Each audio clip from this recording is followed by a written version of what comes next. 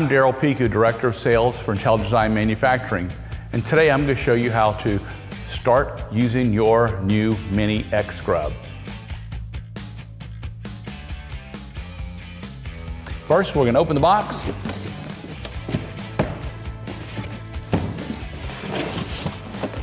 Take the styrofoam cover portion out, set it to the side, and then we're going to grab the Mini. One hand on the neck of the machine, one hand on the wheel. A little jiggle, and she's going to come right out. Set it to the side. In the box, you're also going to have the battery charger box, small set of tools, and the user owner's manual. The first thing you want to do is get the battery out. When you get the battery, you're going to notice there's a black protective silicone piece over the terminal. Take it, set it to the side, and the battery simply clicks and locks into the machine. Let's take the brush. The brush has 3 lug nuts on it. They line up with the holes in the bottom of the machine and give it a little click to the right, and it's going to lock in place.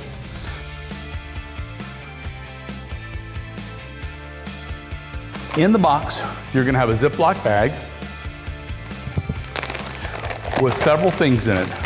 First is the owner manual and user's guide. Second is the locking, unlocking with the hand tool for taking the brush on and off the machine.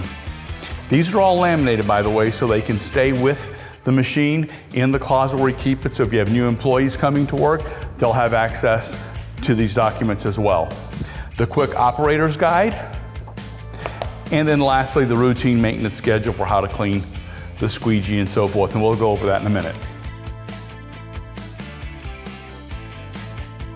In the tool packet, you have a couple of helpful things. First is the pigtail cord for the charger. This is used if you want to charge the battery outside of the machine. You can charge the machine by plugging the charger into the port here, or you can take the battery out of the machine, and let's say you had 2 batteries for a continuous operation, plug it in, and then you plug the charger into the pigtail cord. You're going to plug into the charger. This obviously goes to the wall. This end goes into the machine. This light will turn red when you're charging. When it turns green, the battery is fully charged. You don't have to worry about unplugging the charger. It's a smart charger. It'll turn itself off. If the light's green and is no longer charging, it's letting you know you have a full battery. And that's true whether you're using it directly into the machine or with the pigtail cord that goes direct to the battery.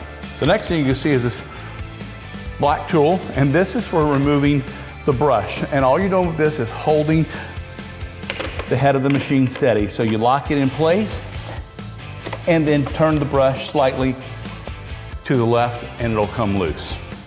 Put it back on, give it a little click, and it locks in place. Let's go over using the machine. First, you're going to get some water in the machine. Right here, you can go to any sink and put it in there. I've taken the liberty of adding a little bit of the water to this machine already, so we have a little bit in here for doing our demonstration. Lock it in place. Now, a couple things to note about the machine. First, there's a master power button on the back of the machine. You turn that on, that brings power to the machine. On the front, you have a water button as well as a dial. This determines how much water the machine's going to dispense. Then you have a brush motor, and finally, the vacuum motor. It doesn't matter which order you turn these switches on or off, they all work independently of one another. When the recovery tank in the back gets full to the max level, this light's going to start flashing at you. That's an indicator for the operator it's time to drain the tank. You can drain the tank with the drain hose directly into a commode or floor drain, just like that. Or you can remove the entire tank and walk it to the drain to dump it. To use the machine, You can notice there's a silver foot switch here. There's a sticker saying, do not use your hands. It's designed to use your foot. I know people always say, don't kick anything. Well, this one you can kick. Go ahead and just give it a slight click forward. The spring's gonna snap it up. Lift the machine slightly by the handles and set it down. It's gonna rotate to the floor. We're gonna turn our water on. We're gonna turn our brush on and our vacuum motor. Your headlight switch is here.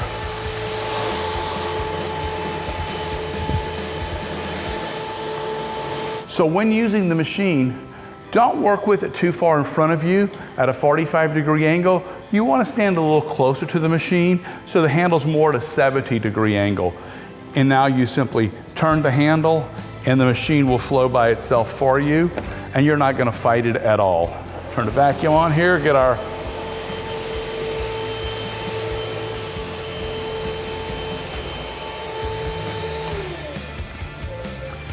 It's important to note that the headlight only works if the brush is on. If the brush is not on, the headlight will not come on. Okay, we're done. We want to lift the machine.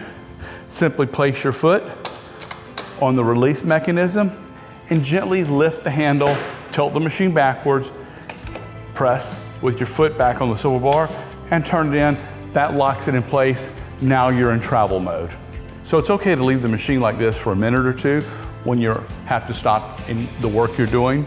But when you want to store it, you always want to leave it in the upright position, like this. I want to show you how simple it is to put solution in the tank. So our tank's designed to be flat. It'll slide under any laboratory sink, just about almost any laboratory sink, but you simply open it, turn your water on, and it's simple as filling.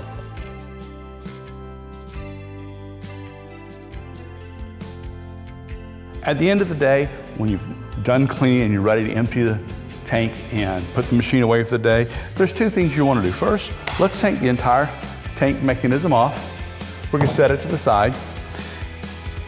And then we're going to remove the squeegee. The squeegee is easily removed by removing these two carter pins on the bottom of the machine. Lift it, and the hose slides out. We'll take this to the sink as well. Again, at the end of the day, you don't want to put your squeegee up dirty because any grit or grime or hair that dries the squeegee will cause streaks to leave tomorrow. So let's rinse it out. Set it aside. If you're working in a restaurant situation, you have no problem. You can set this right in the dish machine and run it at the end of the night as well. Now for your tank, we're gonna go ahead and dump all of our dirty water out. And then open the top.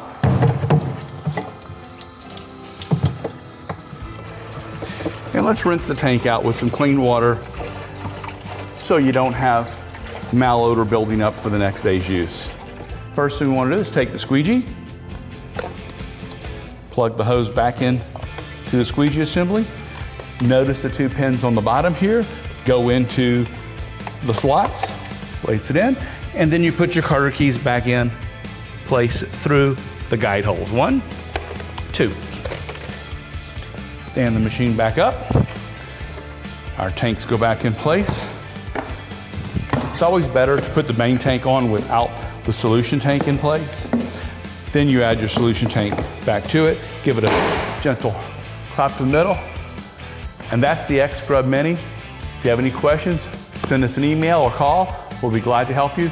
Thank you for your business, and we look forward to working with you in the future.